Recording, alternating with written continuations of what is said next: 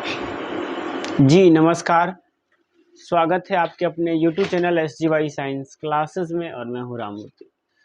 दोस्तों, हमने अपने पिछले वीडियो में एक नया सीरीज शुरू किया था जिसका नाम था इतिहास। यानी हम लोग पिछले वीडियो से इतिहास क्लास 12th के कुछ ऑब्जेक्टिव क्वेश्चंस पर बातचीत करने जा रहे हैं।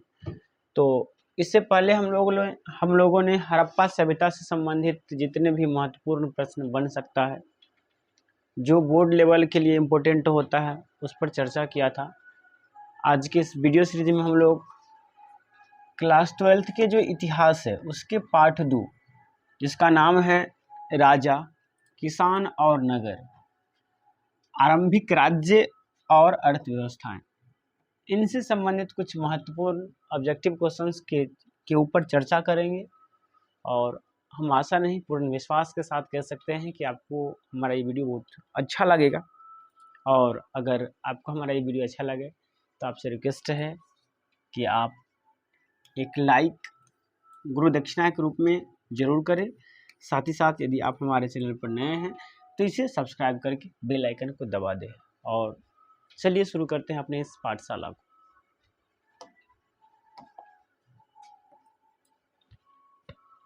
जी देखिए, जैसे ये पहला प्रश्न है, कहता है कि मुद्रा रक्षक किसकी रचना है और ये कब पूछा गया है? 2021 में। 2021 में पूछा गया ये प्रश्न है जिसमें कहता है कि मुद्रा रक्षक किसकी रचना है। आप कमेंट करके इसका आंसर बताएंगे, जल्दी बताइए, बताइए जल्दी, मुद्रा रक्षक किसकी रचना है?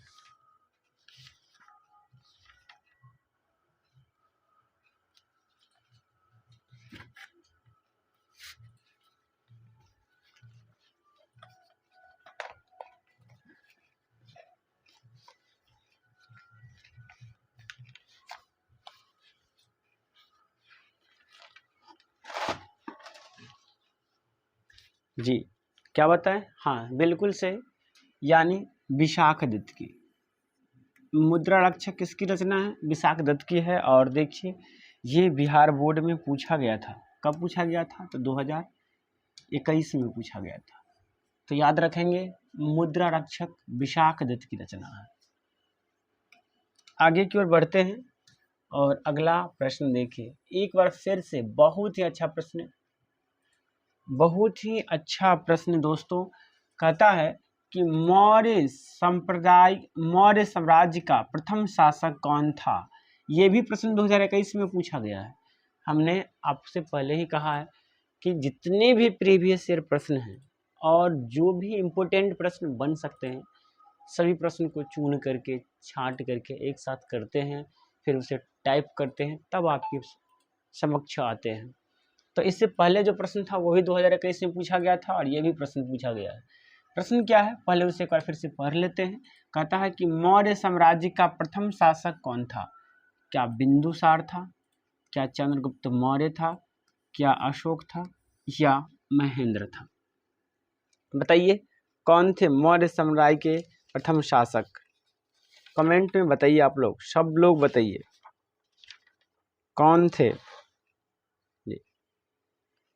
बिल्कुल सही बात, यानी मौर्य वंश का सबसे प्रथम शासक था चंद्रगुप्त मौर्य, अशोक नहीं, यानी चंद्रगुप्त मौर्य होगा। आप कमेंट करके बतलाएंगे कि अशोक किस वंश का शासक था। आगे की ओर चलते हैं और देखिए यहाँ पर पूछा गया है कि वेदों की संख्या कितनी है? वेदों की संख्या कितनी है? कौन बताएंगे वेदों की संख्या कितनी है? कौन बताएंगे? जी बिल्कुल सही, वेदों की संख्या 4 है। अगर नाम की बात करें तो सबसे पहला है ऋग्वेद, दूसरा है सामवेद,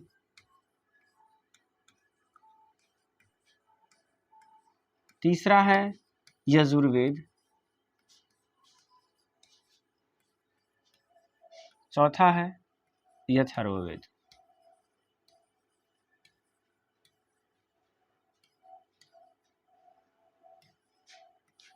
ये 4 वेद है। सबसे प्राचीन वेद कौन सा है? तो सबसे प्राचीन यानी ये प्राचीनतम वेद है ऋग्वेद। ऋग्वेद ये प्राचीनतम वेद ना। सामवेद में किसकी चर्चा है? तो कहेंगे सामवेद में संगीत का चर्चा है। संगीत का चर्चा ना। तो इसी प्रकार से ये वेद है। वेद की संख्या कितनी है? 4 वेद है। वेद के रचयिता को होत्री कहते हैं, इस बात को भी याद रखेंगे। आगे देखिए, ये प्रश्न बहुत ही VVI। ये प्रश्न देखिए, कहता है कि किस भारतीय शासक को नेपोलियन की संज्ञा दी गई है। ये कब कब पूछा गया है सो देखिए। सबसे पहले 2009 में पूछा गया था, उसके बाद 2013 में पूछा गया, उसके बाद 2021 में पूछा गया, और मेरे ख्याल से ये 25 के लिए भी इम्पोर्टेंट बन जाता ना। आप बताइए, किस भारतीय शासक को नेपोलियन की संज्ञा दिया जाता है? क्या चंद्रगुप्त मौर्य को दी जाती है, क्या कनिष्क को दी जाती है, क्या समुद्रगुप्त को दी जाती है, और क्या हर्षवर्धन को दी जाती है? तो इसका सही आंसर हो जाएगा समुद्रगुप्त को। किसे? समुद्रगुप्त को भारत का नेपोलियन कहा जाता है। समुद्रगुप्त को क्या कहा जाता है? भारत का नेपोलियन। भारत का नेपोलियन कहा जाता है। समुद्रगुप्त को कहा जाता है भारत का नेपोलियन। ठीक इसके विपरीत प्रश्न हम लोग कल अध्ययन किए थे, और उसमें हमने बताए थे कि यूरोप का समुद्रगुप्त किसे कहा जाता है। यूरोप का समुद्रगुप्त किसे कहा जाता है, ये बताइए। तो आपको बताए थे यूरोप का समुद्रगुप्त किसे कहा जाता है। तो यूरोप का समुद्रगुप्त है नेपोलियन। कल ये ऐसा यही प्रश्न आया था, आप देखे होंगे। यूरोप का समुद्रगुप्त नेपोलियन को कहा जाता है, और भारत का नेपोलियन समुद्रगुप्त को कहा जाता है। ये दो प्रश्न जो एक दूसरे के अपोजिट है ना, और ये कब पूछे गए हैं? 2009 में, 2013 में और 2021 में ये प्रश्न पूछे गए हैं। आगे चलिए, आगे की ओर बढ़ते हैं। देखिए,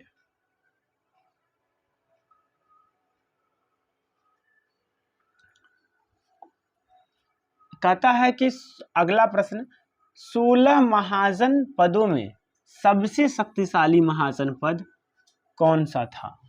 और देखिए, ये प्रश्न 2009 में भी पूछा गया है और 2013 में भी पूछा गया है। क्या मगध था, अवंती था, कौशल था, या गंधार था? कौन सा था? तो इसका जो सही आंसर हो जाएगा, ये हो जाएगा क्या? मगध हो जाएगा। अब यहाँ से आपसे पूछ सकता है कि मगध वंश, मगध साम्राज्य पर, मगध महाजन पद पर शासन करने वाला सबसे पहला वंश, तो कहेंगे हर्यक वंश। हर्यक वंश। हर्यक वंश जो है ये मगध पर शासन करने वाला सबसे पहला वंश है। हर्यक वंश क्या है? मगध पर शासन करने वाला सबसे पहला वंश है ना। उसके बाद ये पहला वंश है, आपसे पूछ देगा दूसरा वंश कौन सा है, तो कहेंगे दूसरा है शिशुनाग वंश। कौन सा है? शिशुनाग वंश। आपसे पूछ देगा तीसरा वंश का नाम बताइए, तो तीसरा है नंद वंश। नंद वंश।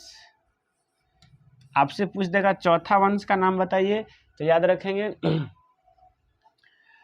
हसीन मशुक यानी मौर्य वंश। चौथा कौन सा वंश है? मौर्य वंश। इस प्रकार से ये वंश भी आप याद रख सकते हैं। यानी 16 महाजन पद में जो सबसे शक्तिशाली महाजन पद था वो था मगध, और मगध पर शासन करने वाला सबसे पहला वंश था हर्यक वंश। आप कमेंट करके बतलाएंगे कि हर्यक वंश का संस्थापक कौन था। आप इस बात को कमेंट करके हैं बतलाएंगे। ये आपके होमवर्क के लिए। आगे देखिए, ये प्रश्न इतने इम्पोर्टेंट है, और ये कब कब पूछा गया है? तो ये पूछा गया है 2009 और 2011 में। कहता है कि किस शिलालेख में अशोक के कलिंग विजय का उल्लेख है? किस शिलालेख में अशोक के कलिंग विजय का उल्लेख है? आप लोग कमेंट करके बताइए। क्या प्रथम शिलालेख में है, सप्तम शिलालेख में है, दसम शिलालेख में है, या 13वां शिलालेख में है? तो ये हो जाएगा फर्स्ट यानी डी आंसर हो जाएगा, यानी 13वें शिलालेख में, अशोक के 13वें शिलालेख में कलिंग पर विजय का चर्चा मिलता है ना। आप कमेंट करके बतलाएंगे कि अशोक का सबसे छोटा शिलालेख कहाँ है और अशोक का सबसे बड़ा शिलालेख कहाँ है। आगे देखिए अगला प्रश्न, कनिष्क का राज्य आरोहण तिथि ये कब पूछा गया था? 2009 में और 2011 में। क्या 48 ईस्वी है, क्या 78 ईस्वी है, क्या 88 ईस्वी है या 98 ईस्वी है? कनिष्क का राज्य आरोहण तिथि बताइए, कनिष्क का राज्य आरोहण तिथि बताइए। तो कनिष्क का राज्य आरोहण तिथि है 78 ईस्वी। कनिष्क का राज्य आरोहण तिथि क्या है? 78 ईस्वी है, यानी 78 ईस्वी में कनिष्क का राज्य आरोहण हुआ था। आगे देखिए अगला प्रश्न, इतना इसे इम्पोर्टेंट लिखेंगे, इसे इम्पोर्टेंट मार्किंग करेंगे आप, ये इम्पोर्टेंट है, ये इम्पोर्टेंट है, इसे मार्किंग करेंगे। कहता है कि धम्म महामात्रों को किसने नियुक्त किया था? ये कब कब पूछा गया है? 2009 में पूछा गया, 12 में पूछा गया और 19 में पूछा गया। धम्म महामात्रों को किसने नियुक्त किया? क्या चंद्रगुप्त मौर्य ने नियुक्त किया, बिंदुसार ने किया, अशोक ने किया या कनिष्क ने किया? आप प्रश्न बताइए, आप बताइए किसने नियुक्त किया? धम्म महामात्र को किसने नियुक्त किया? कमेंट करके बताइए किसने नियुक्त किया था, बताइए। जी बिल्कुल अशोक ने। धम्म महामात्र को किसने नियुक्त किया था? अशोक ने धम्म महामात्र को नियुक्त किया था। आगे चलिए, कहता है कि अशोक किस वंश का शासक था? ये प्रश्न भी अपने आप में कितना इम्पोर्टेंट है, इसे देखिए। ये 2010 में पूछा गया, 14 में पूछा गया, 20 में भी पूछा गया, 20 में पूछा गया और 21 में पूछा गया। 10, 14, 20 और 21। इसीलिए ना कहते हैं कि मैं जो क्वेश्चन चुन चुन कर लाता हूँ वो बहुत मेहनत से आती है। पूरे एनालिसिस करने के बाद मैं प्रश्न को छांट करके आप लोगों के सामने मिलाता हूँ ना। तो बताइए अशोक किस वंश का शासक था? क्या मौर्य वंश का था, क्या नंद वंश का था, मौर्य वंश का था, गुप्त वंश का था या चोल वंश का था? किस वंश का था? तो आपको पता होगा ये मौर्य वंश के शासक थे। अशोक किस वंश के शासक थे? अशोक मौर्य वंश के शासक थे। आगे की ओर चलते हैं। अब देखिए एक बार फिर से कहता है कि भारतीय इतिहास का कौन सा काल स्वर्ण काल के नाम से जाना जाता है? मौर्य काल, गुप्त काल, मुगल काल, अंग्रेजों का काल। और ये कब पूछा गया है? 2021 में। सभी प्रीवियस ईयर प्रश्न यहाँ संकलित है, साथ ही साथ जितने भी महत्वपूर्ण प्रश्न बन सकते हैं सब इसमें सम्मिलित है। तो बताइए स्वर्ण काल के नाम से कौन सा काल जाना जाता है? स्वर्ण काल के नाम से क्या मौर्य काल जाना जाता है, गुप्त काल जाना जाता है, मुगल काल या अंग्रेजों का काल? तो भाई साहब अंग्रेजों को काल को कैसे हम स्वर्ण काल मानेंगे? इन्होंने तो हमारे देश को लूटा, इसको तो आप नहीं मान सकते। मुगल के साथ कुछ ऐसा ही था, तो इसका सही आंसर क्या हो जाएगा? गुप्त काल। यानी गुप्त काल को हम लोग भारत का स्वर्ण काल कह सकते हैं, क्योंकि आपको पता होगा टकसाल, सोने का सिक्का, ये सब मौर्य काल में ही विकसित हुआ था ना। चलिए आगे चलिए।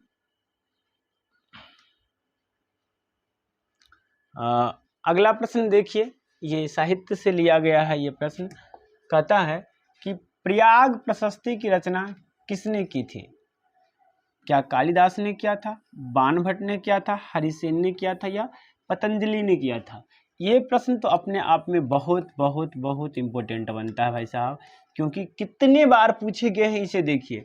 2010 से शुरू किए हैं, फिर 13 में पूछे हैं, 15 में पूछे हैं, 16 में पूछे हैं और 20 में पूछे गए हैं।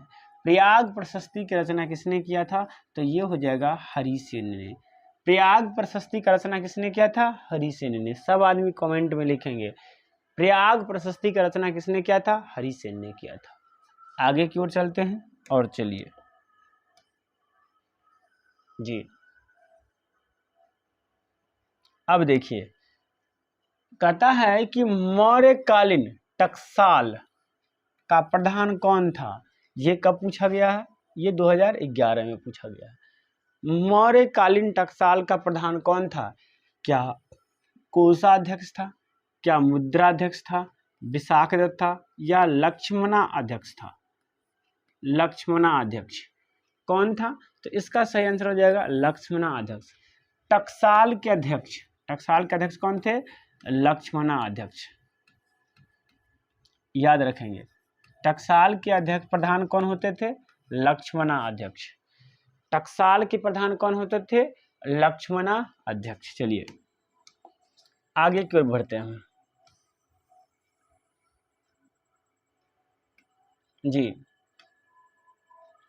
कहता है कि राजतरंगिणी के लेखक कौन है, और ये भी 2011 में पूछा गया है। क्या पतंजलि है, बाणभट्ट है, विशाखदत्त है, या कलहन है। राजतरंगिणी के लेखक कौन है, आप बताइए। राजतरंगिणी के लेखक कौन है, तो इसका सही आंसर हो जाएगा कलहन है। राजतरंगिणी किसके द्वारा लिखा गया है, कलहन के द्वारा लिखा गया है। किसके द्वारा लिखा गया है, कलहन के द्वारा राजतरंगिणी लिखा गया है। आगे चलिए, अगला प्रश्न अपने आप में बहुत इंपॉर्टेंट बन सकता है, और ये 2009 और 11-12 दोनों में पूछा गया है। कहता है कि अर्थशास्त्र और इंडिका से किस वंश के विषय में जानकारी मिलती है। अर्थशास्त्र और इंडिका से किस वंश के विषय में जानकारी मिलती है। क्या मौर्य वंश के बारे में मिलती है, कुषाण वंश के बारे में मिलती है, सातवाहन वंश के बारे में मिलती है, या गुप्त वंश के बारे में मिलती है। तो सबसे पहले आपको पता होगा कि अर्थशास्त्र जो है, इसके लेखक कौन है, कौटिल्य। और आपको पता होगा कि कौटिल्य किसके गुरु थे, चंद्रगुप्त मौर्य के। चंद्रगुप्त मौर्य के। और चंद्रगुप्त मौर्य किस वंश के संस्थापक थे, बताइए। ये थे मौर्य वंश के संस्थापक। तो इसका मतलब कहीं ना कहीं ये किससे संबंधित है, मौर्य वंश से। आगे अगर बात करें इंडिका, तो इंडिका किसकी रचना है, तो कहेंगे मेगास्थनीज की। मेगास्थनीज। मेगास्थनीज किसके दरबार में आया था, तो कहेंगे चंद्रगुप्त मौर्य के दरबार में। और चंद्रगुप्त मौर्य किस वंश का शासक था, तो कहेंगे मौर्य वंश का शासक था। इसलिए अर्थशास्त्र और इंडिका दोनों से किस वंश के बारे में जानकारी मिलती है, तो कहेंगे मौर्य वंश के बारे में ना। अर्थशास्त्र और इंडिका दोनों पुस्तक से मौर्य वंश के बारे में जानकारी मिलती है। और ये कब कब पूछा गया है, 2009 में भी पूछा गया है और 2012 में भी पूछा गया है। चलिए आगे की ओर चलते हैं। अगला ये जो प्रश्न है, ये 2011 का प्रश्न है। कहता है कि अर्थशास्त्र की रचना कब हुई थी। क्या 6ठी शताब्दी ईसा पूर्व में हुई थी, 5वीं शताब्दी ईसा पूर्व में हुई थी, 4थी शताब्दी ईसा पूर्व में हुई थी, या 3री शताब्दी ईसा पूर्व में हुई थी। तो सबसे पहले आप इसका लेखक बता दीजिए। अभी जस्ट बताएं, इसका लेखक है चाणक्य, या इसी को कौटिल्य कहते हैं। ये किनके गुरु थे, तो ये गुरु थे किनके, चंद्रगुप्त मौर्य के। किनके गुरु थे, चंद्रगुप्त मौर्य के। तो आप क्या कीजिए, चंद्रगुप्त मौर्य के शासनकाल के बारे में बताइए। इसका शासनकाल क्या था, तो इसका जो शासनकाल था वो लगभग 4थी शताब्दी थी ना। यानी इसका सही आंसर हो जाएगा सी। 15 का सही आंसर सी हो जाएगा, यानी 4थी शताब्दी ईसा पूर्व में। चलिए आगे की ओर चलते हैं।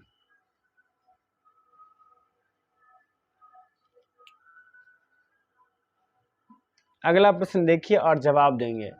कह रहा है कि पतंजलि के महाभाष्य से हमें जानकारी मिलती है, और ये भी 2011 में पूछा गया है। पतंजलि के महाभाष्य से हमें जानकारी मिलती है। बताइए, पतंजलि के महाभाष्य से हमें किस चीज़ के बारे में जानकारी मिलती है। क्या गुप्त काल की जानकारी मिलती है, मौर्य काल की जानकारी मिलती है, सातवाहन काल की जानकारी मिलती है, या प्राक मौर्य काल की जानकारी मिलती है। तो पतंजलि के महाभाष्य से हमें प्राक मौर्य काल की जानकारी मिलती है, यानी 16 का डी हो जाएगा। क्या हो जाएगा? 16 का डी हो जाएगा, प्राक मौर्य काल। अब देखिए, जिसके बारे में हमने बताया है कि अर्थशास्त्र के लेखक कौन थे, ये कितने इम्पोर्टेंट है। 15 में पूछा गया, 16 में पूछा गया, 20 में पूछा गया, और ये 25 के लिए क्या बन जाता है? तो कहेंगे 25 के लिए ये बन जाता है VVI। और आपको पता होगा अर्थशास्त्र के लेखक कौन थे? क्या वाल्मीकि थे? जी नहीं, वाल्मीकि जी नहीं थे। वाल्मीकि जी लिखे थे रामायण ना।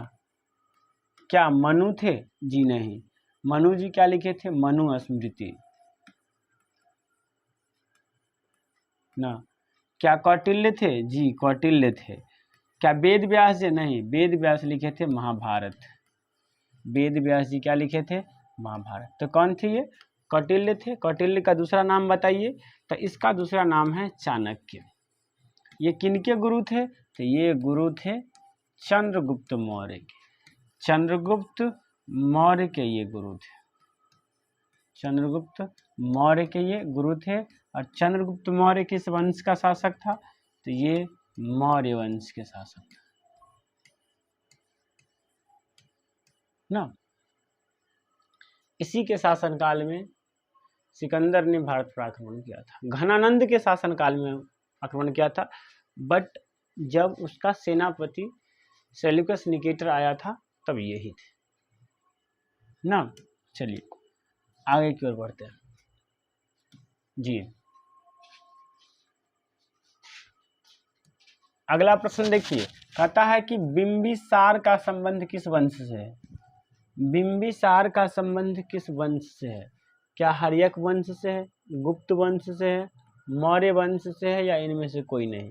तो बिंबिसार का संबंध हर्यक वंश से है। बिंबिसार का संबंध किस वंश से है? हर्यक वंश से बिंबिसार का संबंध है। आगे की ओर चलते हैं जी। देखिए, और इससे पहले वाला प्रश्न में शायद पूछा गया था, नहीं, ये इम्पोर्टेंट बन जाता है क्योंकि पूछा नहीं गया है, तो ये अपने आप में बहुत इम्पोर्टेंट बन जाता है। अगला प्रश्न देखिए, ये 2019 में पूछा गया है। कहता है कि बज्जी को सामाजिक ग्रंथों में क्या कहा गया है? गणतंत्र कहा गया है, गणसंघ कहा गया है, राजतंत्र कहा गया है, या इनमें से सभी कहा गया है? आप कमेंट में जवाब लिखिए, बज्जी को क्या कहा गया है? बज्जी को, जी बिल्कुल सही, बज्जी को गण संघ कहा गया है। क्या कहा गया? गणों का संघ है, गण का एक समूह है बज्जी, यानी इसका बी हो जाएगा राइट आंसर। आगे देखिए, ये 2015 में पूछा गया प्रश्न है और कह रहा है कि जो जनपद शब्द का शाब्दिक अर्थ है, ऑप्शन 1 में है जहां लोग मवेशी रखते हैं, जहां लोग अपना घर बनाते हैं, ऑप्शन सी में है ए और बी दोनों, और ऑप्शन डी में है इनमें से कोई नहीं। तो जनपद का मतलब होता है जहां व्यक्ति स्वयं रहते हैं और अपने मवेशियों के लिए भी घर बनाते हैं, यानी इसका सही आंसर क्या हो जाएगा? सी हो जाएगा ना, यानी जहां लोग मवेशी को रखते हैं और अपना घर भी बनाते हैं, तो ये दोनों हो जाएगा। अगला प्रश्न देखिए, एक बार फिर से, ये 2015 का ही प्रश्न है और कह रहा है कि पंच चिन्ह वाले सिक्के बने होते थे सोना के, चांदी के, तांबे के, या तांबा और चांदी और तांबा दोनों, यानी ए और बी दोनों के? बताइए, जो पंच चिन्ह वाले सिक्के थे वो किससे बने हुए थे? बताइए, किससे बने थे? जी बिल्कुल सही, डी हो जाएगा। ये तांबा के भी बने मिलेंगे और चांदी के भी कहीं कहीं पर आपको बने हुए मिलेंगे, यानी तांबा और चांदी के बने हुए मिलते थे। आगे देखिए, अगला प्रश्न एक बार फिर से ये 2015 में ही पूछा गया है। कहता है कि अशोक द्वारा प्रचलित बौद्ध धर्म कहाँ प्रचलित नहीं हुआ था? अशोक द्वारा प्रचलित बौद्ध धर्म कहाँ प्रचलित नहीं हुआ था? क्या सूरिया में नहीं हुआ था, ब्रिटेन में नहीं हुआ था, श्रीलंका में नहीं हुआ था, या जापान में नहीं हुआ था? तो श्रीलंका के बारे में तो अब सब लोग जानते हैं कि अशोक ने अपने बेटा महेंद्र और बेटी संघमित्रा को बौद्ध धर्म के प्रचार प्रसार के लिए भेजे थे। तो ये तो हो जाएगा। इसका सही आंसर क्या हो जाएगा? ब्रिटेन। ब्रिटेन में अशोक का जो बौद्ध धर्म था उसका प्रचलन नहीं हुआ था। आगे की ओर चलते हैं जी। देखिए, बहुत अच्छा प्रश्न है। कहता है कि पाटलिपुत्र नगर का स्थापना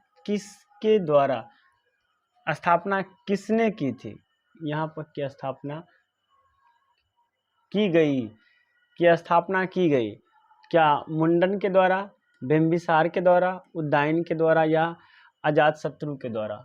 यानी पाटलिपुत्र नगर का स्थापना किसने किया था? ये प्रश्न 2015 में भी पूछा गया है और 17 में पूछा गया है। ऑप्शन ये है, आप बताइए। तो इसका सही आंसर हो जाएगा उदयन ने किया था। पाटलिपुत्र यानी आधुनिक जो पटना है उसका स्थापना उदयन ने किया था। आगे देखिए, प्रश्न वही, रूप अलग। ये प्रश्न देखिए, प्रसिद्ध ग्रंथ इंडिका की रचना किसने किया था? कब कब पूछा गया है? 10 में, 14 में, 19 में और 20 में। क्या कौटिल्य ने किया था? जी नहीं, कौटिल्य ने लिखा था अर्थशास्त्र। क्या अलबरूनी ने लिखा था? जी नहीं। इल्तुतमिश ने? जी नहीं। किसने लिखा था? मेगास्थनीज ने। मेगास्थनीज ने लिखा था क्या? इंडिका की रचना किया था मेगास्थनीज ने। आगे की ओर चलते हैं और आप बताएंगे कि क्या इसका सही आंसर क्या होगा। कह रहा है कि प्राचीन भारत में धम्म की शुरुआत किस शासक ने किया था?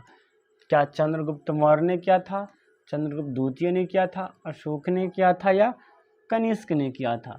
तो धम्म की शुरुआत अशोक ने किया था। आपको पता होगा कलिंग युद्ध जो 261 ईस्वी में हुआ था, उसके बाद अशोक ने धम्म की शुरुआत किया था।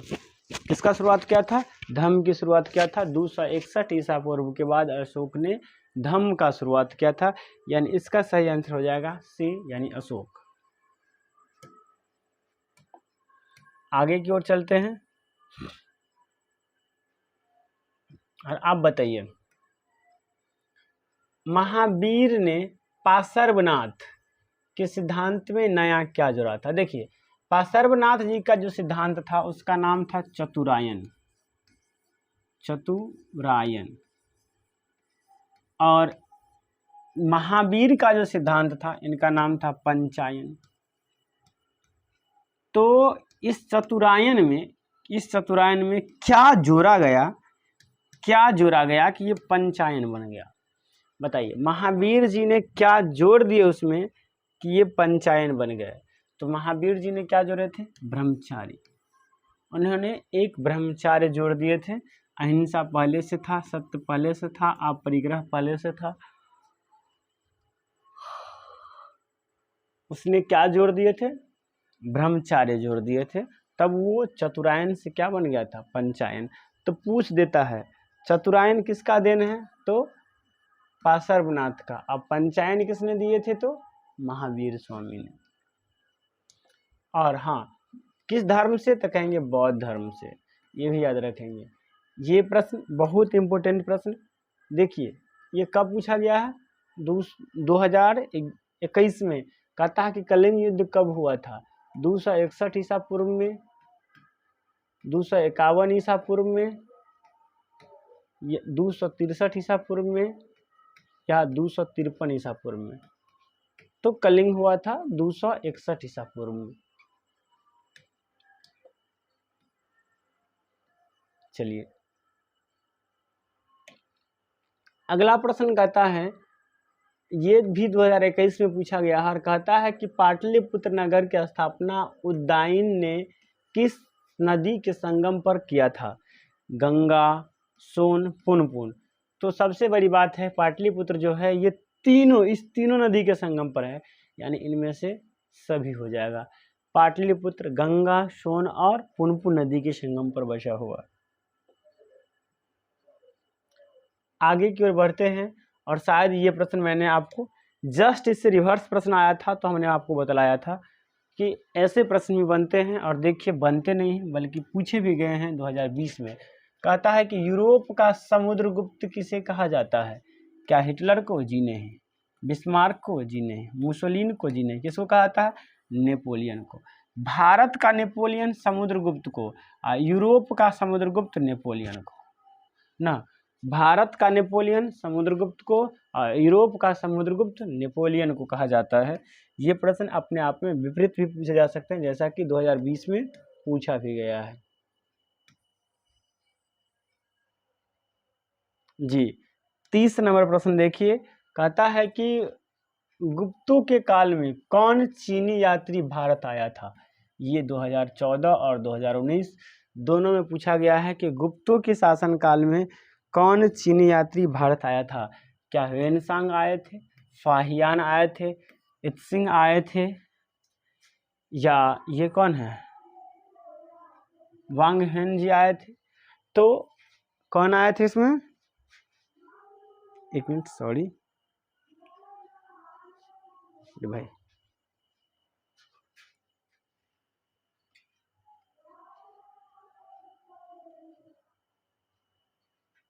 जी तो कौन आए थे? ह्वेनसांग आए थे।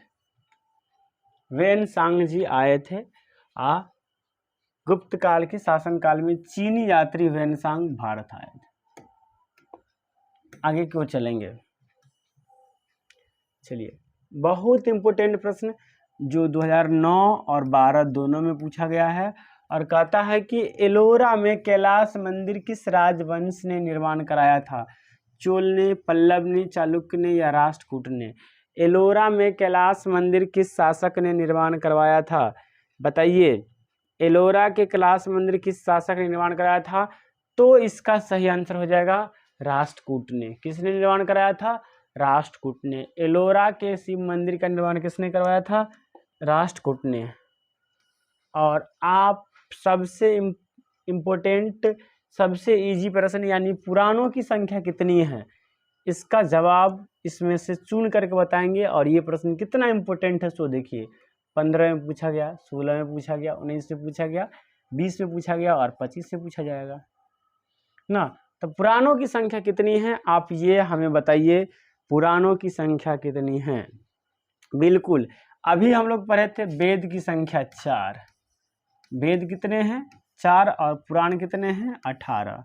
वेद कितने हैं? 4, और पुराण कितने हैं? 18। याद रखेंगे इस बात को। चलिए, इसे बताइए, विश्व का सबसे पुराना विश्वविद्यालय है तक्षशिला विश्वविद्यालय कहाँ स्थित है? क्या पाकिस्तान में है, बांग्लादेश में है, भारत में है, या बर्मा में है? तो अखंड भारत की बात करेंगे तो है भारत में ही, लेकिन अभी फिलहाल में ये पाकिस्तान में। कहाँ है? पाकिस्तान में। आगे की ओर चलते हैं और देखिए,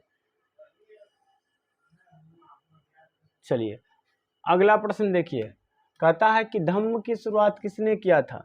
चंद्रगुप्त मौर्य ने, चंद्रगुप्त विक्रमादित्य ने, अशोक ने, या कनिष्क ने? तो धम्म की शुरुआत किसने किया था? अशोक ने। धम्म की शुरुआत किसने किया था? अशोक ने। आगे की ओर चलते हैं। चलिए, तो दोस्तों ये था आज का सेशन। कैसा लगा कमेंट करके बताइएगा, और अगर अच्छा लगा है तो प्लीज़ इसे एक लाइक कीजिए। साथ ही साथ यदि आप हमारे चैनल पर नए हैं तो इसे सब्सक्राइब करके बेल आइकन को दबा दीजिए। मिलते हैं हम कभी नेक्स्ट वीडियो में। आज के लिए इतना ही। जय हिंद, जय भारत।